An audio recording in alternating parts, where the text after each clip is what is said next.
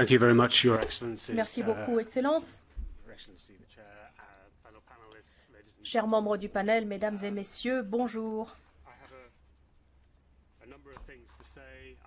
Je dois dire que j'ai pas mal de choses à vous dire. J'ai une présentation PowerPoint, mais je vais essayer de me concentrer sur quelques points saillants, peut-être, qui sont plus pertinents. Alors, une plus grande résistance des petites économies insulaires pour le développement durable. Voilà l'intitulé de ma présentation.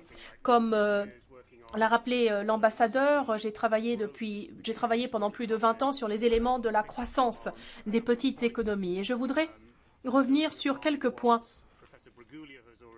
qui ont déjà été abordés par le professeur Briguglio sur la vulnérabilité, la résilience, etc. Quand on me pose des questions sur l'impact du changement climatique sur les petits États insulaires, j'ai l'impression souvent qu'on me demande une solution pérenne au changement climatique. Évidemment, je ne suis pas compétent pour proposer ce genre de solution. D'ailleurs, je crois qu'elle n'existe pas.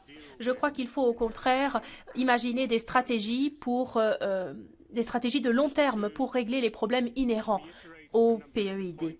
Alors, pour répéter quelques éléments clés qui ont déjà été présentés, d'un point de vue économique, en ce qui concerne la résilience des économies, on peut identifier quelques éléments clés qui vont venir alimenter tous les débats que nous avons. Source des vulnérabilités, renforcement de la résilience, impact sur les mesures d'adaptation et d'atténuation au changement climatique. Alors ces éléments clés sont typiques des économies de petite taille. D'abord, une population limitée, des ressources limitées aussi, ressources naturelles. Parfois, les petites économies sont riches en pétrole, par exemple, comme c'est le cas des pays du Golfe, mais ce n'est pas forcément le cas des petits États insulaires en développement. Donc, population limitée, ressources limitées. Quel est l'impact de ces deux phénomènes? L'impact direct est un impact sur la diversification. La structure de production n'est pas diversifiée, la structure commerciale ne l'est pas non plus, la structure du marché de l'emploi non plus.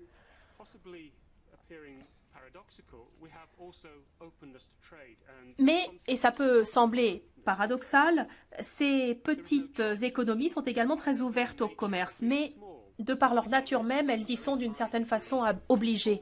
En raison de leur petite taille, ces petites économies, qu'elles le veuillent ou non, sont intégrées à l'économie internationale. C'est la seule façon pour elles de survivre, c'est aussi la seule façon pour elles de proposer à leur population une gamme élargie de services et de biens.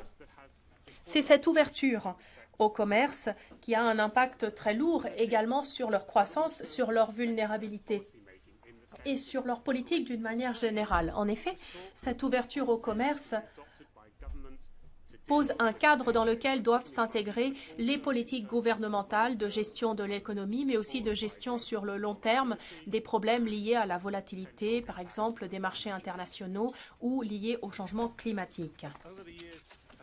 Au fil des ans, mes collègues et moi-même avons consacré plusieurs études aux principaux secteurs de croissance des petites économies. Les trois secteurs qui sont les plus importants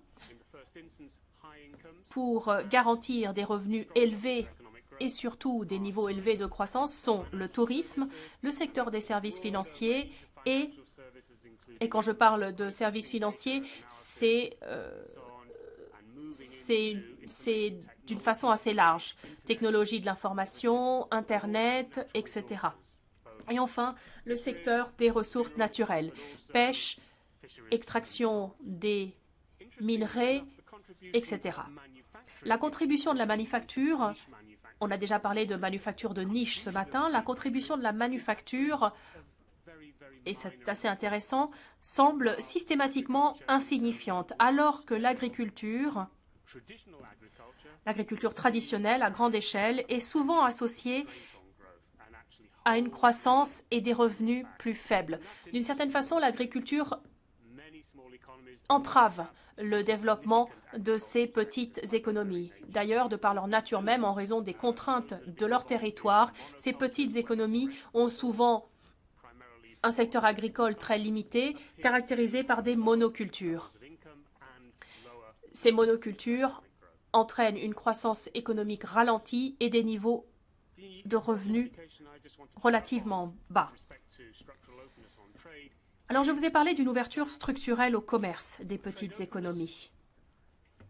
Cette ouverture au commerce s'articule parfaitement avec ce que l'on appelle le consensus de Washington, un consensus qui permet de comparer les différentes économies. C'est particulièrement vrai pour les plus petites économies. Plus une économie est ouverte, plus elle est vulnérable à la volatilité de la croissance, évidemment. Et plus une économie est vulnérable, plus elle doit être résiliente. Il y a donc un lien direct entre l'ouverture structurelle au commerce, la volatilité de la croissance et le besoin de résilience. Comme je l'ai déjà rappelé, les politiques nationales sont contraintes, sont encadrées par cette ouverture structurelle au commerce. Il existe des études à grande échelle de l'impact de la volatilité de la croissance. Ces études sont nombreuses. Il s'agit d'études générales, elles ne sont pas spécifiquement consacrées aux petites économies, mais ce qui est certain, c'est que ces études parviennent toutes à la conclusion que la volatilité de la croissance a tendance à réduire le taux de croissance moyen à long terme.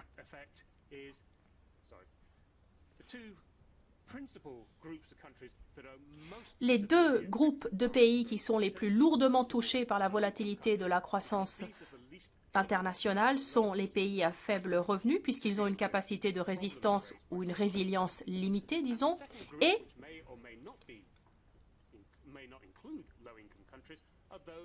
les pays à structure institutionnelle faible et à mauvaise gouvernance. Ces pays ne sont pas forcément des pays à faible revenu. Parfois, les deux catégories se chevauchent, mais ce n'est pas parce qu'un pays a des structures de gouvernance faibles que forcément c'est un pays à faible revenu, à revenu moyen ou à revenu élevé. Alors, je vais essayer de résumer ce que je viens de dire sur cette ouverture au commerce, parce que je crois que règne à la fois au niveau des universités, mais aussi au niveau politique, une certaine confusion sur l'impact de cette ouverture au commerce dans les petites économies. D'abord, le consensus veut qu'une plus grande ouverture au commerce engendre une exposition plus grande aux effets déstabilisants des bouleversements des termes commerciaux. Mais une plus grande ouverture au commerce renforce aussi la croissance des petites économies. Donc là, il y a une certaine contradiction et je crois que ce deuxième élément, il ne faut pas le mettre de côté ni l'oublier. La troisième puce est plus particulièrement intéressante. Plusieurs études ont en effet montré que l'ouverture au commerce compense les effets déstabilisants des chocs commerciaux. Être ouvert sur l'économie internationale, être ouvert au commerce international compense la volatilité. La conclusion que l'on peut tirer est double.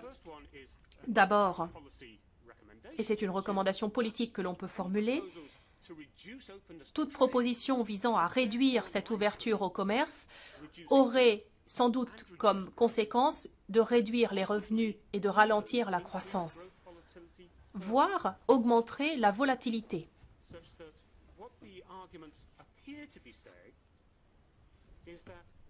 Il semble donc que l'intégration à l'économie mondiale ait un impact positif sur les revenus et la croissance, mais aussi, dans une certaine mesure, réduit l'impact sur la croissance de la volatilité internationale. Évidemment, cette volatilité ne disparaît pas, mais ses impacts sont moindres. Je voudrais maintenant très rapidement passer à quelques remarques liées à la résistance, à la résilience des petites économies. D'un point de vue économique, plusieurs facteurs peuvent être identifiés, facteurs liés aux structures commerciales. On a déjà dit que les petites économies étaient très concentrées en ce qui concerne leur structure d'exportation. C'est le simple reflet de leur structure de production. Ces petites économies sont également très concentrées parce qu'elles dépendent de quelques marchés d'exportation critiques. Il y en a parfois juste un ou deux. Ensuite, l'ambassadeur Diarra a déjà parlé des investissements directs étrangers, les IDE.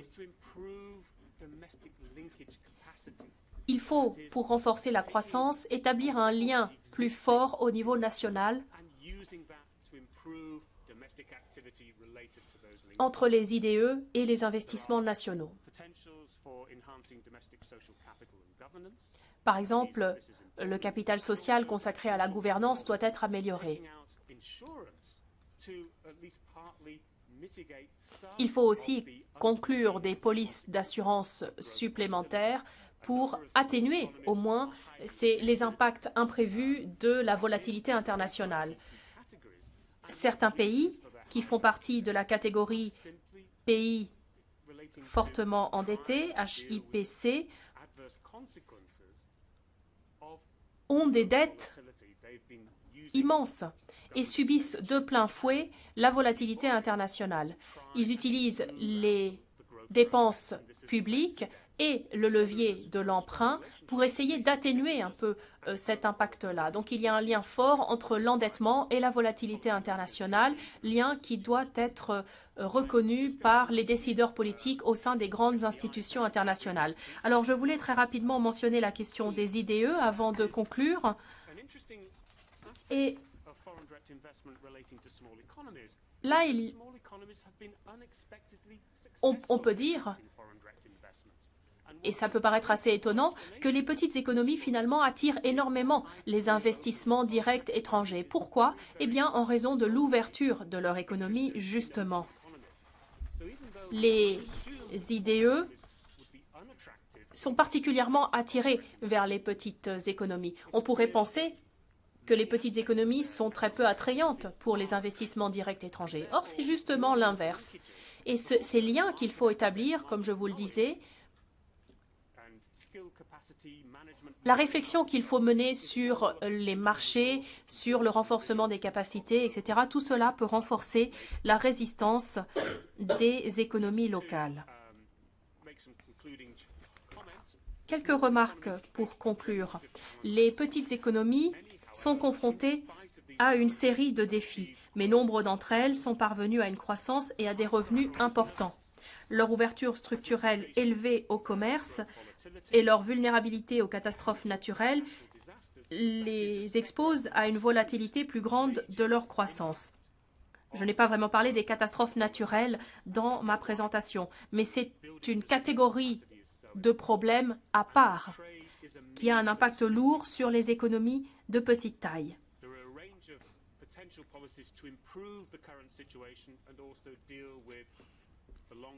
Une série de politiques peuvent renforcer la croissance, réduire la volatilité de celle-ci et développer les capacités de résistance, en particulier en ce qui concerne la vulnérabilité environnementale. Enfin, le développement durable dépend de politiques efficaces fondées sur le capital social et la bonne gouvernance.